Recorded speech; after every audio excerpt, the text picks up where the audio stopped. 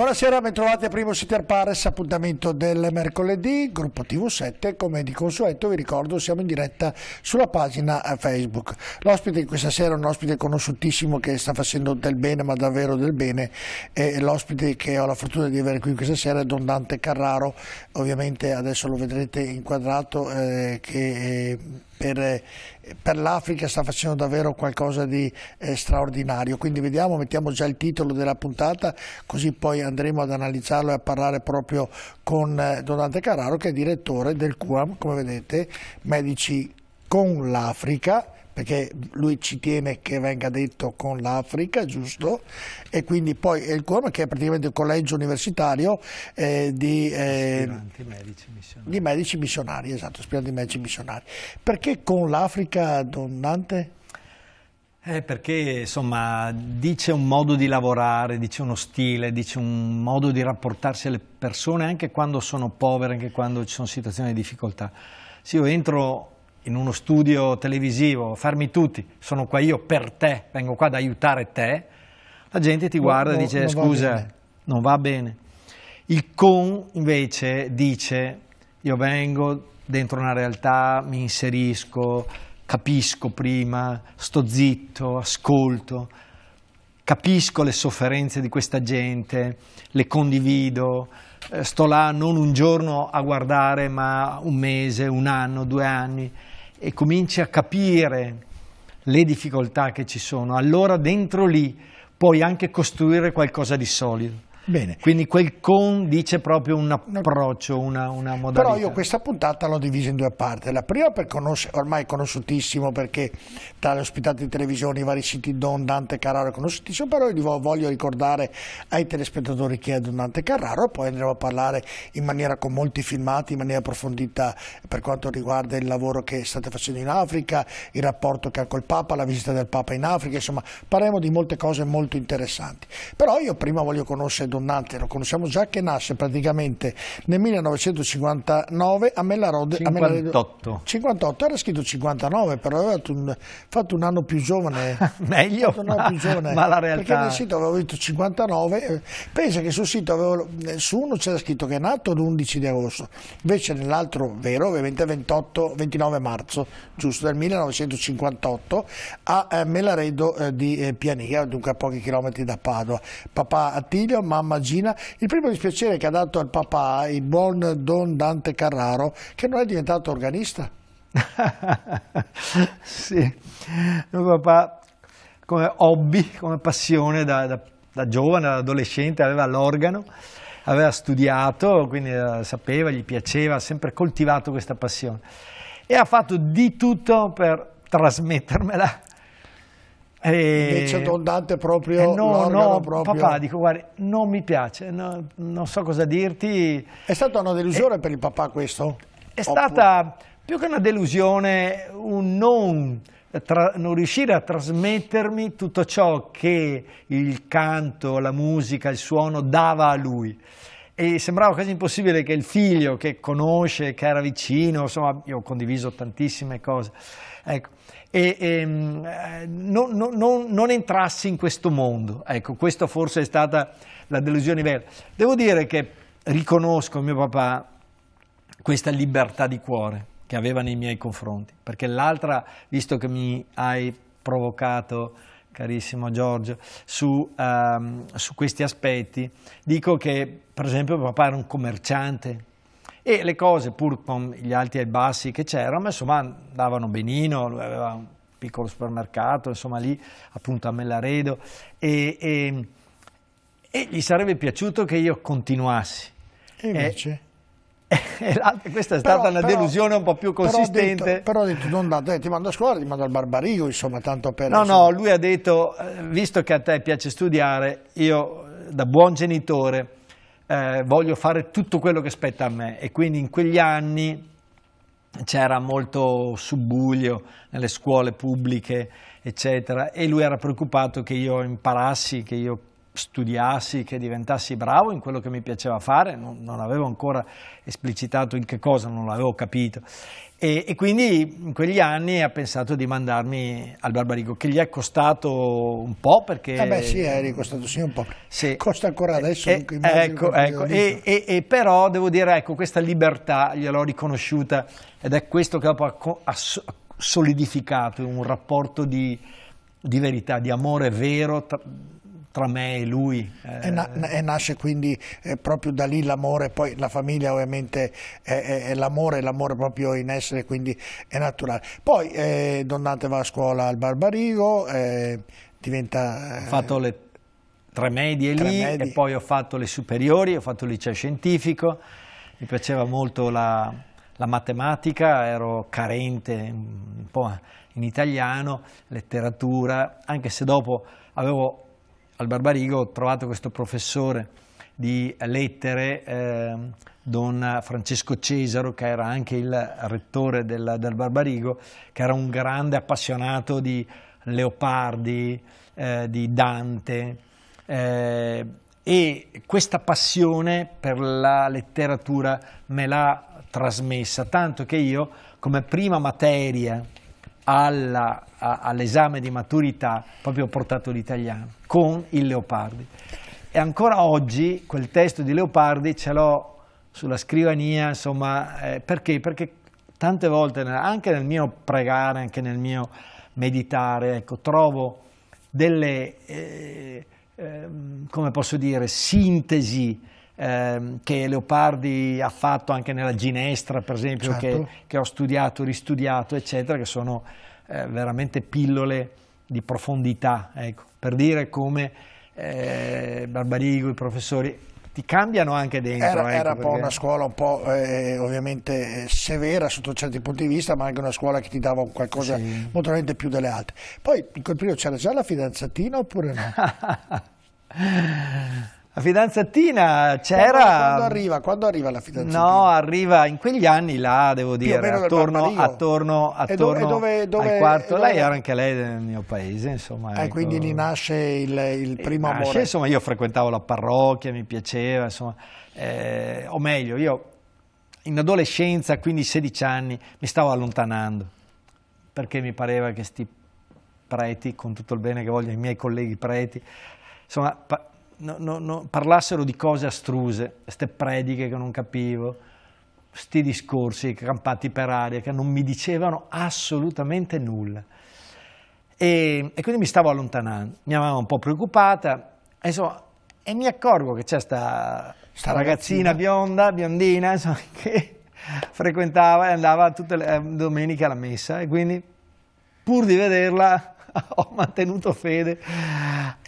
E lì nasce... E lì è cambiato il parroco, e sto parroco era un parroco sveglio, intelligente, e contemporaneamente, insomma, sì, è nato questo anche rapporto affettivo che è durato 1 o 2 anni. Poi all'università presenti, ovviamente vai sotto l'aspetto studi, ovviamente per diventare medico. Mi sono iscritto a medicina. Poi sei diventato un cardiologo, insomma, e quindi... Io sono del 58, mio papà mi ha detto: io non ti chiedo altro che non essere bravo a scuola, quindi il mio compito è stare qui, quindi sono anche contento di essere riuscito a laurearmi, insomma, a 25 anni, nell'83 mi sono laureato, e dopo io stavo maturando dentro di me sta cosa per cui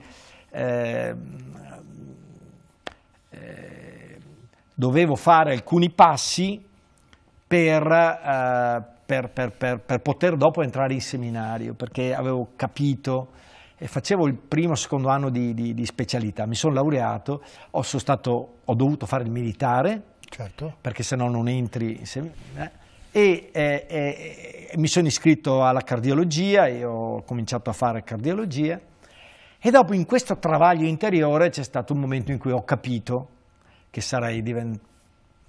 che il Signore mi chiedeva di andarvi. Arriviamoci con calma, perché è tanto lunga la strada.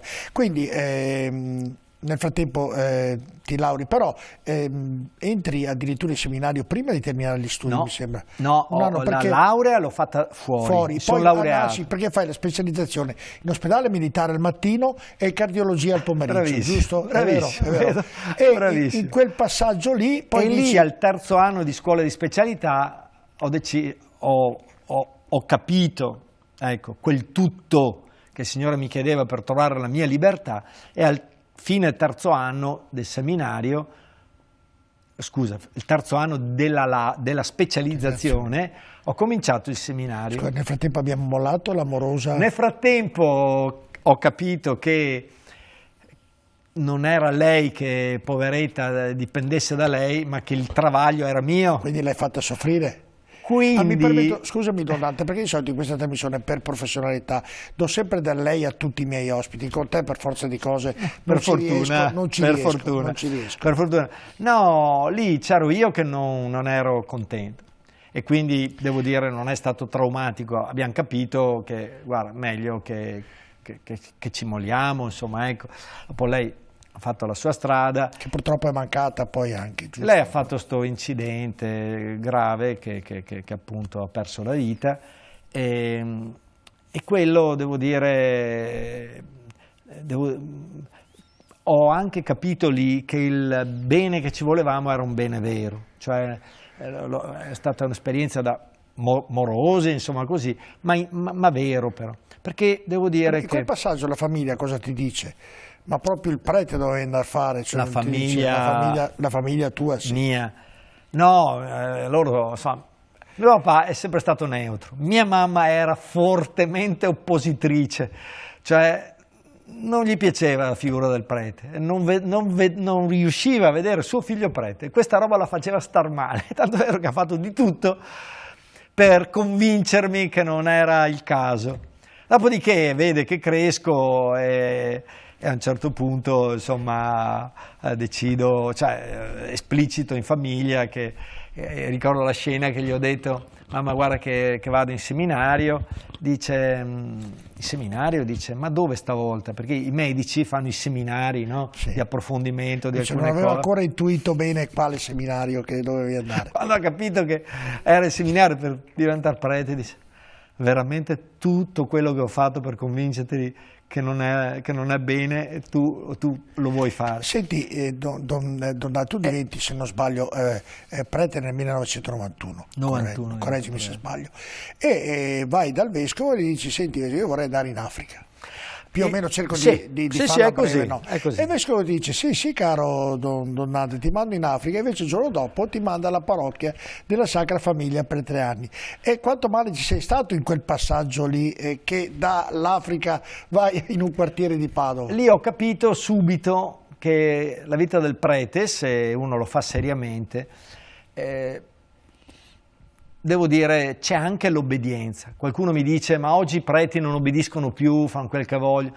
In realtà, insomma, se uno lo fa seriamente, il prete, in quel caso là, io mi sono visto arrivare questa cosa e ho detto: ok, Dante, hai voluto fare il prete, sai che il tuo capo è il vescovo, ti chiede una cosa, falla. E l'ho fatta un po' dispiaciuto all'inizio, ma poi l'ho fatta con tutto il cuore. E devo dire che se un prete, almeno per me è stato così, fa tutto quello che gli è richiesto, lo fa spendendo la vita, anche quella diventa una missione. Io quei 3 anni che sono stato alla Sacra Famiglia, È stato bellissimo. è stato, io lo dico, un innamoramento, è stato veramente, perché i ragazzi dopo sono belli, Però ti fanno... poi il vescovo Battiazzo dice: no, Don Dante mi fa peccare, lo dico in dialetto padoveneto, e dice: beh, allora lo mandiamo in Africa davvero. E nel 1995 ti manda in Mozambico per 1 anno, poi l'anno successivo invece molto di più in Etiopia, e lì comincia la storia di Don Dante Carraro e il suo amore con l'Africa.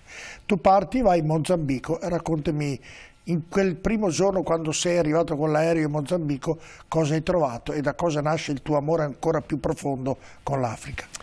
Era un paese uscito dalla guerra da poco, nel 92 ci sono stati gli accordi di pace e nel 95 c'è stata la nostra missione in cui aveva preso in mano una regione la provincia, regione di Sofala, e stavamo gestendo 6 ospedali nell'area. E quel periodo che ho fatto era un periodo estivo e ho fatto pellegrinando in questi ospedali, ho visto 2 cose. Ho visto il dramma della guerra, che fa male, distrugge, lacera i rapporti, le relazioni, tanta fatica, tanta miseria, tanta povertà. E l'altra anche la potenza della natura, questo lussureggiante mondo che è il Mozambico, i coccodrilli, piuttosto che gli elefanti, piuttosto che questa natura che passi con il jeep e passi in mezzo a ste frasche, erbe, e vai dentro. Mamma mia, no, 100 chilometri li fai in 6-7 ore e quindi a passo d'uomo, buche, laghi in mezzo alla strada. Ecco, è stato un impatto, come dire, che mi ha da una parte fatto male, perché vedere cosa fa il male dell'uomo, cosa fa una guerra civile, chi patisce davvero, la povera gente, queste creature, ecco. E dall'altra anche la bellezza di questa Africa, che è un potenziale di vita. Ma da quando nasce in te l'amore per l'Africa? Da bambino? Da come nasce questo rapporto dondante con l'Africa? Ma è stato... C'è un motivo particolare, qualcosa? Sì, c'è stato sicuramente la mia lettura. Arrivavano sti giornalini, io ho una zia suora che mi mandava e parlavano di sti missionari, così li leggevo, però insomma non più di tanto. Dopo è stato questa mia riscoperta della fede attraverso questa biondina che mi ritorna ad andare in chiesa, cambia il parroco, io comincio a domandarmi, ma chi è sto Dio, cosa vuole da me? Ma sei un Dio davvero che incide nella storia, nella vita, o sei un'illusione? Queste riflessioni qua dentro di me c'erano. E man mano che andavo crescendo sentivo la scoperta di quel Dio, perché a un certo punto durante l'estate sono andato a fare un campo scuola e ho capito che quel Dio forse era un Dio davvero vero. E dentro questa riflessione, man mano che andavo avanti, non solo ho sentito che volevo bene a sta ragazza, ma mi pareva che non mi bastasse. Non ero contento abbastanza. E dico, ma forse non è il tipo per me. Invece, man mano capivo che ero io, la necessità di allargare il cuore al mondo, non so, a quel tutto che era Dio, ma quel tutto che è anche il mondo. E quindi sono andato volentieri in parrocchia, ma sentire che la spinta era verso questo mondo grande, di queste popolazioni, di questa gente che magari ha bisogno di salvezza, ha bisogno di liberazione, ha bisogno di dignità. Io sono cresciuto con l'immagine di Martin Luther King, questo uomo che si è battuto in forza della fede per dare dignità a sti neri, a un popolo, a questi neri d'America, no? Ma con una forza, con una, no, non da schiavetti, ma proprio da uomini, diceva, no? Aveva sta vociona, sto prete protestante, lui era un prete protestante, no? Pastore protestante. Ecco, e allora questo spinta, quello che dopo perché dopo il Mozambico, subito dopo sono stato in Etiopia. E lì invece... Però un periodo più lungo sei stato in Etiopia. È stato più lungo, sì.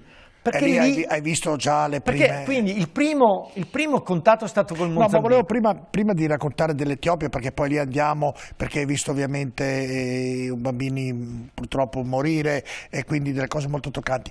Perché poi vai al Cuam ovviamente che dipende dal vescovo di Padova, dalla città di Padova, perché il Cuam nasce a Padova, e entri nel Cuam e quindi entri in uno staff di medici che vanno in Africa e che fanno migliaia di ore, perché se le contiamo, non so, uno deve dover rimanere 4 anni in Africa, li moltiplichi, viene fuori un numero eccessivo, sbaglio o no? No, è così. È così, esatto, quindi viene fuori un numero eccessivo di ore che i medici fanno a favore dell'Africa.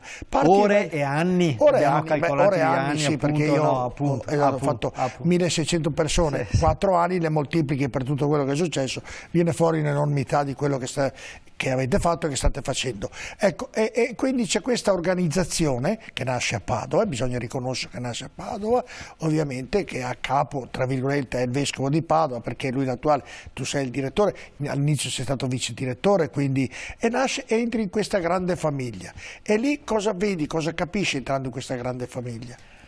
Capisco che l'essere medico, io ero un cardiologo, è sicuramente prezioso, ma che per esempio non avevo la percezione di che cosa fosse un paese africano, non avevo la percezione di che cosa vuol dire avere, come appunto è stato in Mozambico, e lì l'avevo scoperto sui numeri, che un medico ogni 40-50 mila persone. Cioè per me era una roba inconcepibile. A Padova ci saranno, solo all'ospedale di Padova ci saranno quanti? 3.000 dipendenti sanitari. 7.000. 7.000, ecco, ho detto un numero che mi pareva invece... Tra infermieri, docenti e tant'altro. Ecco, appunto, professori. Dico, si parla di questi numeri e Padova è una città che ha 300.000 abitanti, quindi voglio dire, mentre lì ti trovavi in situazioni dove hai 50-60.000 persone con un medico, ma non uno specialista, un medico. E allora ho cominciato a rendermi conto di questo mondo che per me era sconosciuto e che man mano lo toccavo mi suscitava ancora di più questa mia determinazione a dire se vale la pena spendere la vita, vale la pena spenderla per questa gente, per queste situazioni. Ecco, questo è quello che andava maturando. Questo ha voluto dire per me prepararmi di più rispetto a quello che sapevo. Noi per esempio a Padova, durante la facoltà di medicina, studiamo poco cosa vuol dire un sistema sanitario.